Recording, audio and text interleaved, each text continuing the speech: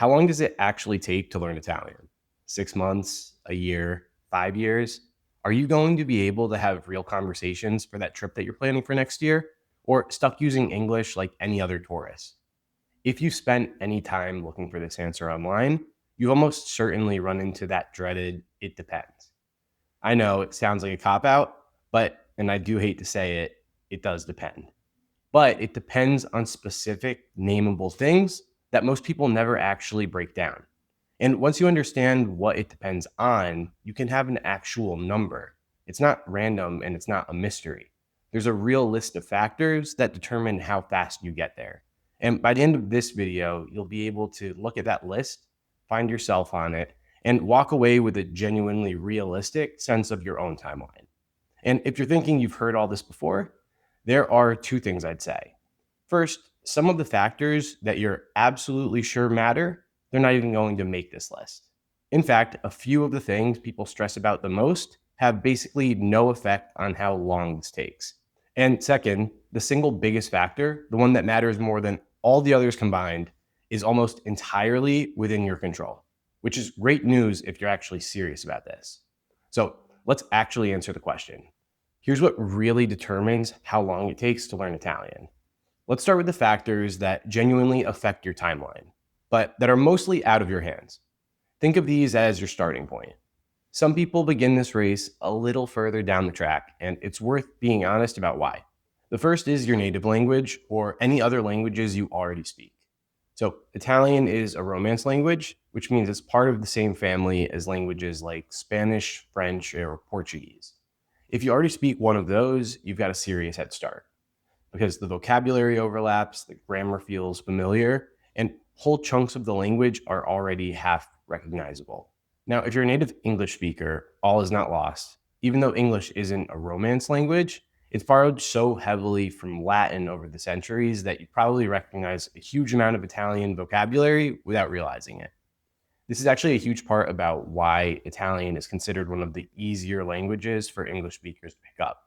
And it's not just about languages that are close to Italian. If you've ever successfully learned any second language, whatever it is, you've got an edge because you've done this before.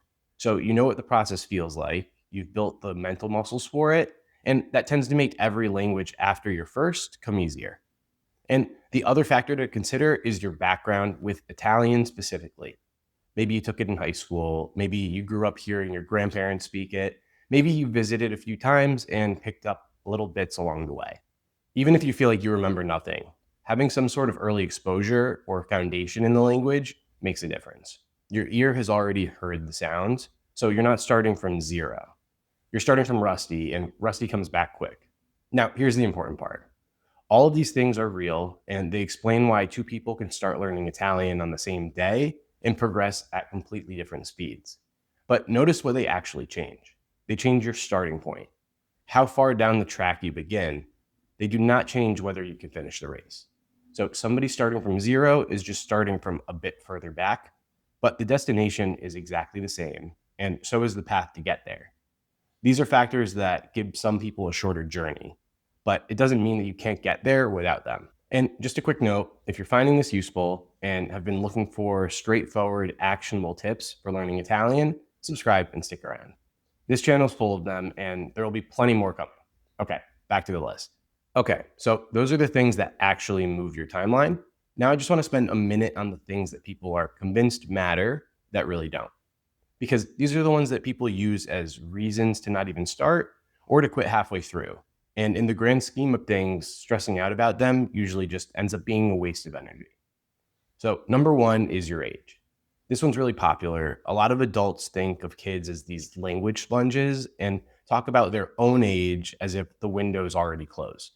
And look, there's a reason so many people have come to this conclusion. A ton of people who speak two or more languages learn them as a kid. But I have a counterpoint. I'd argue that the reason for that has very little to do with age and a lot more to do with things kids do. Things adults can do too, but most either aren't willing to or have never considered them. Things like watching cartoons that use clear, simple language, or rewatching the same things over and over until they can mimic it. And the biggest one by far, using the language constantly without the slightest care whether they mess up. These are things that can be uncomfortable for an adult, but they're all completely possible and incredibly effective. Now, obviously, there are some advantages that kids have that we don't. Loads of free time, native speakers, their parents, invested in their progress, correcting them along the way. And those things matter, but do they really outweigh all the cognitive advantages that we have as adults? Personally, I don't think so. Number two, where you live. This is another huge one. Over the years, I've heard lots of language learners who are convinced that if you want to truly learn another language, you need to live in a country where it's spoken. But I can tell you firsthand, you don't need to live in Italy to learn Italian. Personally, I've been to Italy twice. Once in college, before I even spoke the language, and again a few years ago for like a week and a half. Living abroad is not a requirement.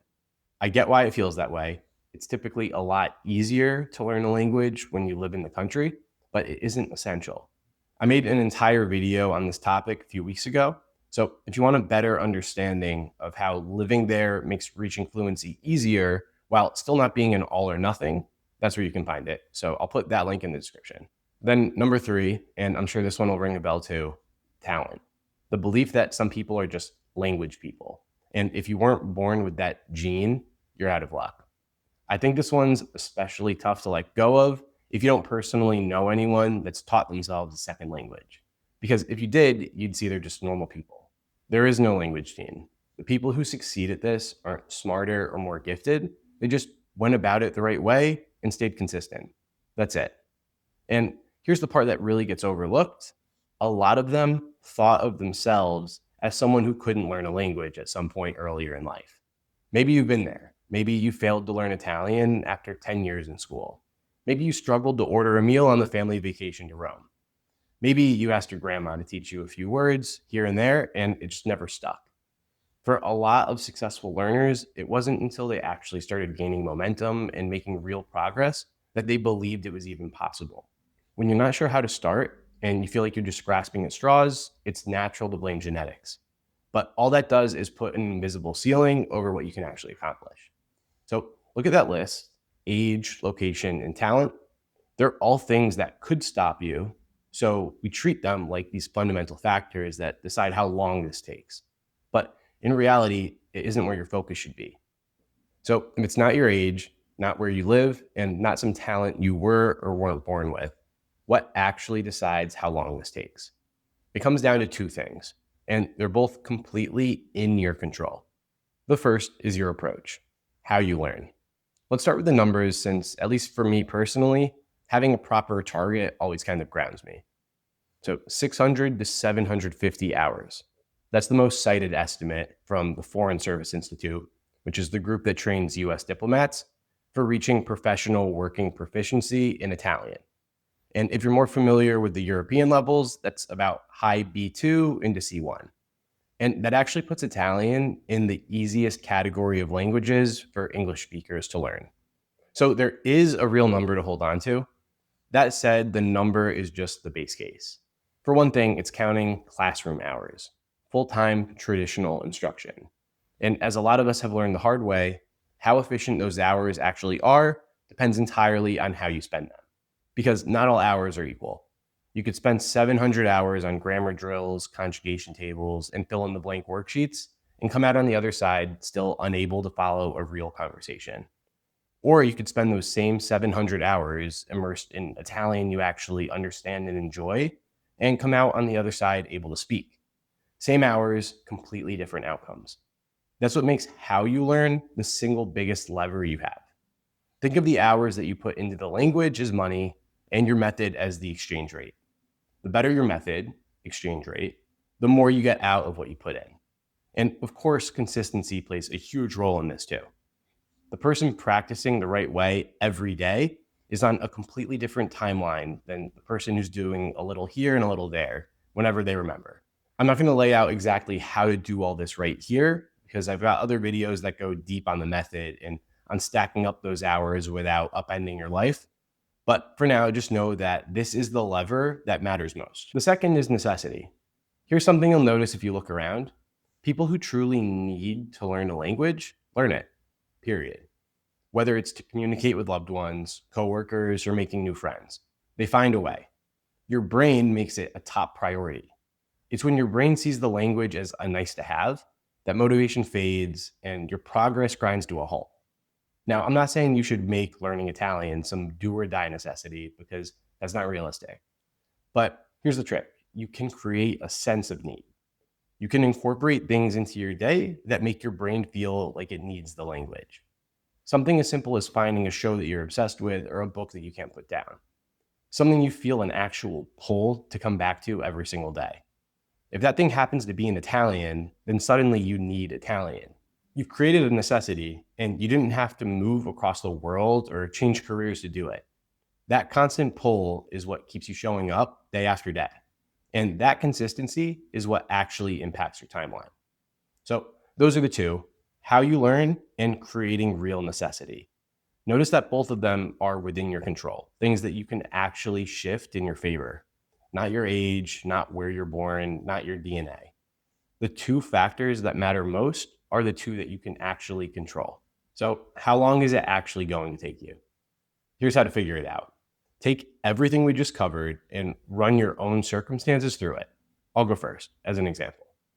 Me, I took Italian in high school, Spanish back in middle school, and I grew up with grandparents speaking a dialect of Italian in the background. And even though I definitely wouldn't say I know their dialect, and it's pretty different from standard Italian, between all three of those, I had a decent foundation. But to be honest, it didn't really feel like it was helping me in the moment. It wasn't until I started learning German from complete scratch a couple years later that the impact became evident, because the early stages of Italian and Spanish just clicked way faster for me than German did. Now you do the same. Have you ever tried to learn Italian or even another Romance language before? Or are you starting completely cold? Even the rusty lessons from high school count. Have you already picked up another language on your own, so you're familiar with the process? The answers to those questions tell you roughly where your starting line is, how far down the road that you begin. But, and this is the whole point, that's just your starting line. It's not your timeline, because how long the journey actually takes from there comes down to the two things we just talked about: how you learn and the necessity that keeps you consistent. My head start made getting comfortable with the basics easier, but that's just setting the foundation. From there, it's about the quality of your reps and the time that you can consistently put in. So the best way to think about that famous question, how long does it take, is to imagine somebody asked you, how long will it take me to get to New York City? You'd probably answer their question with two of your own. Where are you leaving from, and how are you getting there? In other words, what's your head start and what's your method? It takes as long as it takes, but like that trip, you're the one holding the dial. Someone using a great method every day, driven by content they love, is going to get there in a fraction of the time of someone grinding through grammar apps twice a week. Same language, wildly different timelines. And the difference is almost entirely the things you control. So instead of asking, how long will this take? Ask a better question. Am I getting the most out of my practice? If you want to know exactly how, that's what the rest of this channel is for. I'll point you to a couple of videos to start with right up here. Until then, stop counting the months and go start stacking them. Step by step at your own pace. No textbooks, no stress.